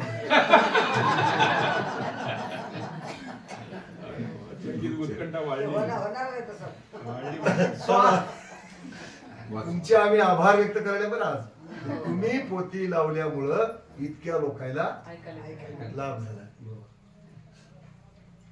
व्यवस्था तर चांगलीच केली, परंतु तुम्ही हे कार्यक्रम उभा केल्यामुळं हे एवढा आमचा आनंदाचा सोहळा उभा टाकला. आणि याच्यामधूनच बऱ्याच गोष्टी सापडतात. तुमच्या इच्छेमुळे काही गोष्टी मागल्याने मिळतात, पण माझं वाक्य आहे का, काही गोष्टी न मागता सुद्धा मिळतात. चला. स्वार्थ म्हणजे मायामय विषयान, परमार्थ जाणावा परवस्तू विषयान. माया प्रपंचिक लाघव पायन, माया तिथ परमार्थ जाणावा. आता स्वार्थ 2 प्रकारचा आहे. मायामय तत्वाचा विषय घेऊन स्वार्थ साध्य करायचा असेल तर नाशिवंत पसारा जमा करायला मिळते. आणि मायामय तत्वाचा छेद करून परमार्थाचा सुद्धा स्वार्थ आहे. तिथे स्वार्थ आहे. तुकाराम महाराज बोलले एका ठिकाणी, करी आता बापा स्वहिताचा स्वार्थ, अनर्थाचा अर्थ सांडी. आता स्वहिताचा सार्थ आणि अजून याच्यामध्ये हुनर आहे. मी माझ्या मनाने सांगायला नाही, तुम्हाला दोन्ही करता येतात, पण त्याला ताकद लई लागते. सामान्य जीवाला होईना. आपलं कल्याण आणि कुटुंबाचं कल्याण करता येते, पण त्याला येदू दलाधन आरळक यज्ञवल्की अत्री अनुसया याच्या मार्गाने जावं लागते. कसं होते म्हणून तुम्ही पुसत ना, सगळं बळजबरी सांगावं लागतं तुमच्याकडे. कसं म्हणते नाही नाही पाची तत्व तुमच्या दारात येऊन राबवतात, जे म्हणलं ते देतात. काय होतं अनुसाहेबाईच्या महापूजेवर माहित आहे तुम्हाला? माहित आहे की गणपती गंध लावायला, विष्णू पाठशाळे, महादेव काय चालू काय नाही बघायला, ब्रह्मदेव साहित्य जमा करायला, गंगा यमुना सरस्वती तीर्थ वाटायला, चंद्र सूर्य ज्योती लावायला, वारा अंगण झाडायला, आकाशाचा तंबू आणि पृथ्वीचं आसन.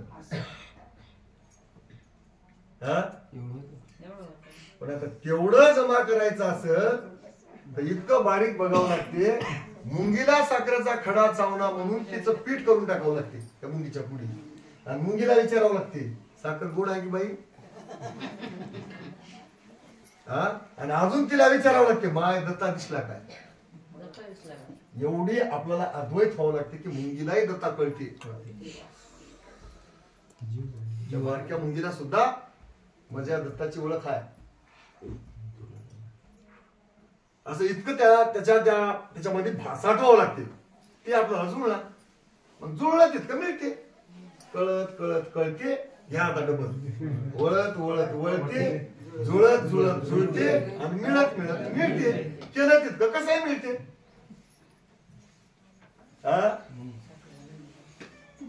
एक चातुर्मास लावला की काय होते म्हणून सांगलो होतो मी. झालं की आता जन्माचा चातुर्मास करायचा, उतार होऊन जाते. लेकरं बाळही सुखानं जगतात. पोती लावणाऱ्याच्या घरी, साधू संत येणाऱ्याच्या घरी घरच्याला नाही बाहेरच्या सोयऱ्याला लाज वाटते बिडी ओढायला, नाही ती मारायला. तिथं जमणार म्हणते काय दुःख आहे सांगा बरं. अरे तिथं नागोराव पाटील येतात म्हण, तिथं भाऊराव येतात म्हण, तिथं कटीची कटी ओढायला जमणार, कुठे साधी थुकायला जमणार. हा फायदा आहे. आणि ते सोयरा बी तसला आणि इथलाही घरचाही माणूस तसलाच असला तर अरे तू काय आणतोस की नाही की वाटलं देता ज्ञान दोन घेऊन आमचे माणसं आले काय म्हणतात निजात्मक आहे की सोबत, मोक्ष सिद्धांत आहे की, महापूजेसाठी पण आहे की, आनंद गीता आहे की. आमच्या माणसाचं भांडवल होईल. उघड फायदा आहे. मी कीर्तनामध्ये सांगत गेलो तुम्हाला हे विषय 10 बाऱ्या सांगलो. देव भेटल म्हणून परमार्थ नंबर 2 ला ठेवा. आधी तुम्हाला इज्जतीने भाकर मिळाली पाहिजे, घर नीट चाललं पाहिजे. त्याच्यासाठी परमार्थ करा. परमार्थ करणाऱ्या माणसाची जगात किंमत राहते. घरची माणसं विचार करून बोलतात, नाहीतर नक्कर पाय घसू द्या बसू ग किती शान हास माहित नाही काय. परवाच्या दिवशी तिथं पल्ला होतास, आता शान पण सांगायला काय बोलता येते. या प्रकारे पाचाचे 2 भेदान, स्वार्थ परमार्थ 2 बोध, सारा सार निवडी तोची परमानंद, विषयाचे सार गायिक. अशा प्रकारचा 2 प्रकारचा स्वार्थ आहे बाबा. याच्यातला सार नासार कोणी निवडेल तो परमानंद स्वरूप आहे म्हणून म्हणते. ते जीव परम आनंदाचं स्वरूपच होय. त्याला वेगळी उपाधी लावता येणार असं म्हणून यदुराजाला दत्तात्रय प्रभू सांगायला चला. सोयम अवधूताची वाणी, कवी करता श्रीमुख वचनी, येथे मानवाची नाही करणी, साधुजनी न कोपिये. आता हे खरंच देवाने लिहलं असेल की मधुमुनी लिहलं असेल? लिहलंय मधुमुनीनं, याच्याबद्दल संशय नाही. हे काय कोणती देवाने हाताने लिहलंय काय? पण हे जे शब्द होत ते यदुराजाला सांगितलेले अवधूत महाराजाची वाणी शब्द त्याच्या तोंडातून निघालेले होता. त्याला अक्षरबद्ध केलंय मधुमुनी. आता एखादा जर बुद्धिवान माणूस जर त्या भगवंताचं जर कौतुक करीत असेल तर नक्की ठरवा शब्द त्याचे होतं, अक्षरबद्ध यानं केलाय. याला बुद्धी दिली त्यानं. त्यानं जेव्हा बुद्धी देते तेव्हाच आपण अक्षरबद्ध करीत जाऊ. आपलं डोसकं चालना गेलं की पुन्हा ते पेन कागद बाजूला काढून ठेवी जाऊ. काहीच काही लिहून होय त्याच्यामुळं जग अंधारामध्ये पडते. झालं हा, घ्या. हे परोपकारत निरोपण करावया जीवाचे भवमोचन भक्तास्तव तरुण क्रीडा करी अवनीवरी. अरे बाबा हे सगळं निरूपण जे आम्ही केलं या डोळवर हे परोपकार होय. याच्यामध्ये आमचा मतलब काही नाही. माझं नाव घेणाऱ्या माझ्या भक्ताचा उद्धार झाला पाहिजे हा आमचा उद्देश आहे, आमचं ध्येय आहे. याच्या पलीकड यासाठी आम्ही अवतार घेऊन या कर्मभूमीमध्ये आल्या. अवनी म्हणजे पृथ्वी, पृथ्वी म्हणजे कर्मभूमीमध्ये. या कर्मभूमी एकूण भूमी आहे 56 योजन 56 कोटी. त्याच्यामध्ये कर्मभूमी आहे 5 कोटी. या 5 कोटीच्या भूगोलामध्ये देवाचा अवतार येते आणि जीवाचा उद्धार करण्याकरता त्यानं क्रीडा करते. क्रीडा करते म्हणजे गुप्त रूपानं फिरते. अशा पद्धतीने त्याचं कोणी जर स्मरण केलं त्याची भक्ती केली तर त्याला त्यानं स्वरूप दाखवते आणि त्याचा पूर्ण मनोरथ करून त्याला जीवनमुक्त करते. 10वा अध्याय चांगल्या प्रकारचा आपल्याला म्हणजे अद्याप परिपूर्ण सुटलायच असा आपला दावा नाही. आपल्याला किती त्याच्यावर भाष्य करता आलंय याच्यात काही जुळलं असेल तेवढं तुमचं आणि चुकलं असेल तेवढं देवाचं. त्याच्यात आमचा काही दोष नाही. आम्ही मनामध्ये कसल्याही प्रकारची कल्पना धरून काही बोलण्याचा प्रयत्न कधी करत नाही. इथे श्री म्हणा मध्व मुनी म्हणे अवधूताचा सेवका धन्य संचित हाती धरले दिनरंक महिमा काय वानू मत्स्यक अनाथ नाथा दयाळा. इति सार विचार ग्रंथ आणि अवधूत संवाद विषय प्रकरण निरूपण नाम 10वाध्याय गोडा. सद्गुरु महाराज की जय. आनंद चिंतन आता दुपारच्या